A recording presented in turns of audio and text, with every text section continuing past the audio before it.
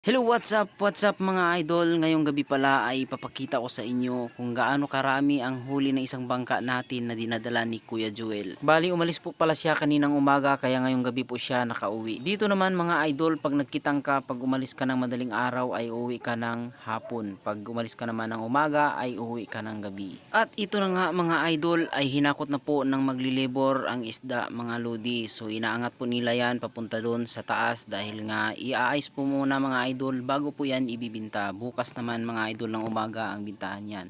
Dahil nga gabi na, hindi na mahabol, kailangan po ng ice mga idol. Kaya i-ice po natin yan. Hindi po pala ako nakakasama mga idol dahil nga kasagsagan na po ng amihan at kalakasan na po ng alon ngayon. Maliban doon mga idol ay masikip na po kami sa bangka sapagkat ang bangka po ay may nilalagay na po kami na lagayan ng kitang mga idol. So yung lagayan ng kitang mga idol ay medyo malaki po. Tapos yung styrofoam naman pinalitan na naman namin ng jumbo na utsintahan mga idol, kaya medyo masikip na po kami doon sa bangka. Ngayon naman mga idol ay nakakasama lang ako doon sa kabilang bangka dahil nga yun ay may kalakihan mga idol at pwede kami kahit tatlo kami doon mga lodi.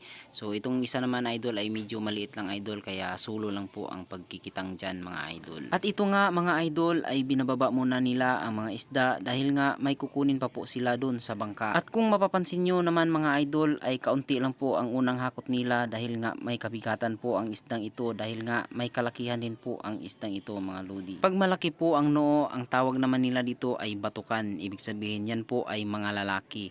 Pag hindi naman po at malalapad, yan po ay mga babae. Kapag batukan naman ang huli nila mga idol ay in-expect nila na pinakamababang kilo niyan ay 10 kilo. Pataas na po yun mga idol basta batukan ng mga idol. At ito na nga po pala ang pangalawang hakot nila. Kung mapapansin nyo mga idol ay napakarami po at punong-puno po yung styrofoam. Sa lugar na ito, kung isa kang tambay at mahilig ka maglibor ay siguradong magkakapira ka, pero kung hindi ka naman, tinatamad ka naman ay wala kang kapera-pera. So ganun po katindi dito mga idol dahil nga maraming bangka dito. Pag marami po silang huli ay siguradong marami kang liliburan. At yan nga mga idol, kung napapansin mo ay nahihirapan po silang iangat yung isda sa taas dahil nga may kabigatan po yan mga idol at marami po yung dinadala nila mga lodi, kaya tinulungan na rin po natin na iangat sa taas para maangat po yung isda mga idol. Oo nga pala mga idol ay yung nagdala ng bangka natin ay napaka-expert po yan mga isda. Marami po yung alam sa paghuhuli ng mga isda, klase-klaseng mga isda, at hindi lang po yan mga idol